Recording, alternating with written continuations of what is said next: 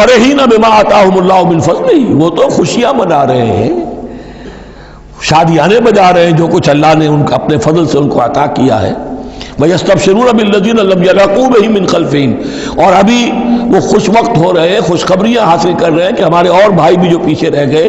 ابھی شہادت کی خلت انہیں نہیں ملی، وہ بھی آئیں، اور جو ہمیں اللہ تعالیٰ نے ناز و نعم کے اندر اس وقت رکھا ہوا ہے اس سے وہ بھی شاد کام ہو جو ان کے پیچھے ہیں۔ اللہ خوف علیہم ولا هم یحزنون، کہ ان پر کوئی نہ خوف ہوگا اور نہ وہ کسی حزن سے دوچار ہوں گے۔ یستبشرون بنعمت من اللہ وفضل، اور وہ تو خوشیاں منا رہے ہیں اللہ تعالیٰ کی نعمت کی وجہ سے اور اس کے فضل کی بنا پر، وَأَنَّ اللَّهَ لَا يُضِيعُ أَجْرَ الْمُؤْمِنِينَ، اور یہ اس بات پر کہ اللہ تعالیٰ اہل ایمان کے اجر کو ضائع نہیں کرتا۔ الَّذِينَ اسْتَجَابُوا لِلَّهِ وَالرَّسُولِ مِن بَعْدِ مَا أَصَابَهُمُ الْقَرْحُ۔ اب یہاں اصل میں جو آیات آ رہی ہیں اس کے بارے میں دو قسم کی روایات ہیں تاریخ کی۔ ایک تو پختہ واقعہ یہ ہے کہ حضور صلی اللہ علیہ وسلم نے جب یہ پتہ چل گیا کفار چلے گئے، اب جو بھی کچھ ضروری کام تھے وہ کیے، جو بھی شہداء تھے دفنایا، پھر اچانک آپ کو خیال آیا کہ یہ کفار چلے گئے ہیں، لیکن ہو سکتا ہے انہیں اپنی غلطی کا احساس ہو کہ مسلمان جو ہیں اس وقت تو یوں سمجھیے کہ وہ بالکل اس حالت میں تھے کہ ہم ختم کر سکتے تھے کہ دوبارہ نہ آ جائے، سیکنڈ تھاٹ نہ ہو۔ تو آپ نے فیصلہ کیا لوگوں مسلمانوں چلو تعاقب کرو تاکہ انہیں معلوم ہو جائے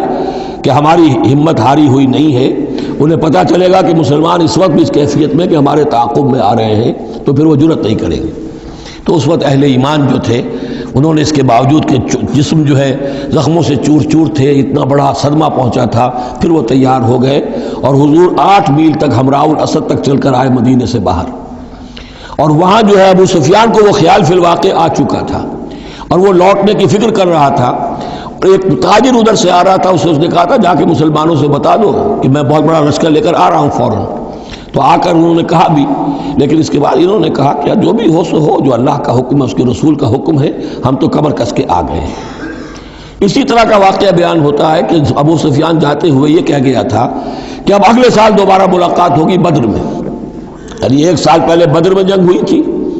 اب 1 سال کے بعد جو ہے یہ احد میں ہم آ گئے مدینے پر حملہ آور ہو کر، اب ہمارے تمہارے درمیان تیسرا مقابلہ بدر میں ہوگا اگلے سال، وہ بدر صغریٰ کہلاتا ہے۔ تو حضور اس کے لیے نکلے، گئے بدر تک، ادھر سے ہی ابو سفیان اپنا پورا لشکر لے کر آئے، اور اس مرتبہ پھر وہی کیا کہ کچھ لوگوں کے ذریعے سے ہراسمنٹ پیدا کی، خوف پیدا کیا کہ لوگوں کیا کر رہے ہو بے وقوفو، وہ قریش تو بہت بڑا لشکر لے کر آ رہے ہیں، بہت بڑا لشکر لے کر آ رہے ہیں۔ تو اس کے جواب میں مسلمانوں نے وہ صبر والے کلمات کہے جو آ رہے ہیں۔ تو یہ دونوں یہ الفاظ جو ہیں، یہ آیات دونوں پر منطبق ہو سکتی ہیں۔ الذین استجابوا للہ والرسول من بعد ما اصابہم القرح،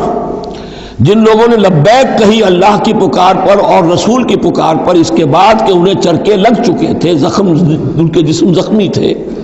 للذین احسنوا منہم واتقوا اجر عظیم، یقیناً ایسے محسنین اور متقین کے لیے بہت بڑا اجر ہے۔